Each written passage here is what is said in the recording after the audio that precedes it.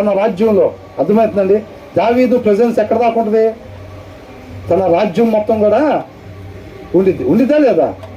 తన రాజ్యం మొత్తం కూడా ఆ రాజు ఏది చెబితే అదే జరిగిద్ది. కాబట్టి తన పరిధి ఎంతవరకు అయితే ఉందో అంతవరకు కూడా అబద్ధాలు ఆడేవాళ్ళు, తప్పుగా మాట్లాడే వాళ్ళు ఉండటానికి వీల్లేదు అని అంటున్నారు. అంటే అలాంటి వాళ్ళు ఉండటానికి వీల్లేదు.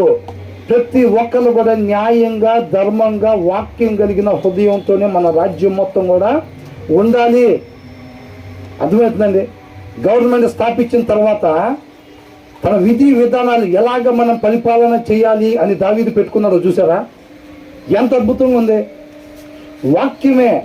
వాక్యమే తన గవర్నమెంట్ రూలింగ్ కింద, తన పరిపాలనా విధానం కింద వాక్యాన్ని పెట్టుకుని ఉన్నాడు దావీదు.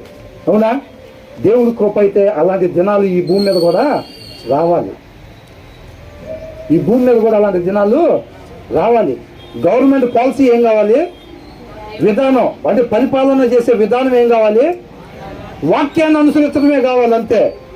అర్థమవుతుందండి? ఈ లోక సంబంధమైన వాటిని పెట్టుకొని రాజ్యాంగాలు రాసుకుని, అది రాసుకుని, ఇది రాసుకుని దాని ప్రకారం చేయడానికి వీళ్ళు లేదు. వాక్యమే, బైబులే ఈ పరిపాలన చేసేదానికి విధానం కావాలంతే. దావీదు అలా పెట్టుకున్నాడు. అలా పెట్టుకున్నాడు కాబట్టి ఆ నిత్య జీవానికి సంబంధించిన నమూనాగా తన రాజ్యాన్ని సిద్ధపాటు చేసుకోగలిగాడు. తను ఉన్నంత వరకు ఆ రాజ్యం అలాగే ఉందన్నమాట. అందుకని అన్నాడు, no one who speaks falsely, తప్పుగా మాట్లాడేవాళ్ళు, అబద్ధంగా మాట్లాడేవాళ్ళు వీళ్ళు స్టాండ్ ఇన్ మై ప్రెసెన్స్ అని అంటున్నాడు. నా పరిధి ఉన్నంత వరకు అలాంటి వాళ్ళు ఉండటానికి వీల్లేదు. వాళ్ళని చంపేసేస్తాను.